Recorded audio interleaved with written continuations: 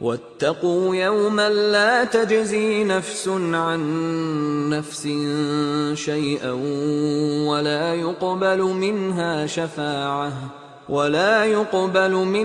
شفاعة ولا يؤخذ منها عدل ولا هم ينصرون واتقوا یوما لا تجزی نفس عن نفس شیئا. میں عرض کر چکا ہوں، تیسری مرتبہ پھر عرض کر رہا ہوں، اصل سے آخرت، محاسبہ آخرت. یہ مستحضر ہوگا تو انسان سیدھا رہے گا. اس میں کمزوری آ جائے، ضعف آ جائے تو باقی ایمان باللہ، ایمان بالرسالت، یہ نمبر کیا کیا شکلیں اختیار کر لیں. دیکھیے اس آیت کے اندر 4 اعتبارات سے محاسبہ آخرت کا زور ہے.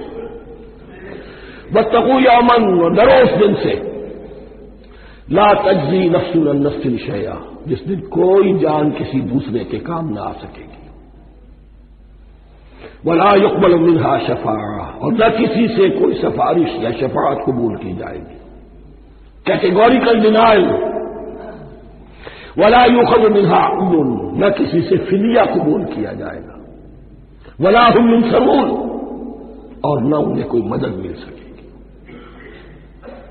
ہم نے طرح طرح کے عقیدے، شفاعت باطلہ کا تصور. اہل عرب سمجھتے تھے ہمیں یہ فرشتے جو ہے خدا کی بیٹیاں ہیں، یہ لات اور منات اور عزا ہم نے ان کے بت بنا رکھے ہیں. پوچھتے ہیں یہ اپنے ابا جان سے اللہ کی بیٹیاں ہیں نا، لاڈلی بیٹیاں، چھڑا لیں گے. ہمارے ہاں بھی تصور ہے اولیاء اللہ چھڑا لیں گے.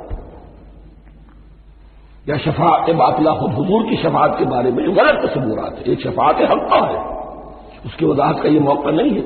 وہ آیت الکرسی پہ جب ہم پہنچیں گے انشاءاللہ تعالیٰ اسی سورہ مبارکہ میں تو اس کی وضاحت بھی ہوگی.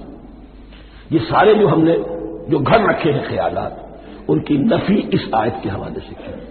واتقوا یوما لا تجزی نفس عن نفس شیئا، کوئی انسان دوسرے انسان کے کام نہیں آ سکے.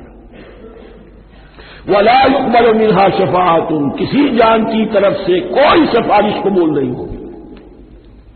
ولا يؤخذ منها عدل، نہ کوئی فدیہ قبول کیا جائے گا. ولا هم ينصرون، نہ انہیں کوئی مدد مل سکے گی. اب اس کے بعد اللہ تعالیٰ کے احسانات اور ان کی طرف سے جو ناشکریاں ہوئی ہیں ان کی بڑی تفصیل کے ساتھ اب بات چلے گی. تفصیل نہیں، تیزی کے ساتھ. یہ واقعات کئی 100 برس کے ہیں، لیکن ایک تو یہ کہ ان کی تفاصیل مکی صورتوں میں آ گئی ہیں. سب سے زیادہ سورہ اعراف میں ملے گی، اور بھی کئی صورتوں میں آپ کو مل جائے گی. یہاں پر تو پے بپے جیسے کہ ایک قرارداد جرم کسی پر کی جاتی ہے تو اس میں سب گنوائے جاتے، تم نے یہ کیا، یہ کیا، یہ کیا.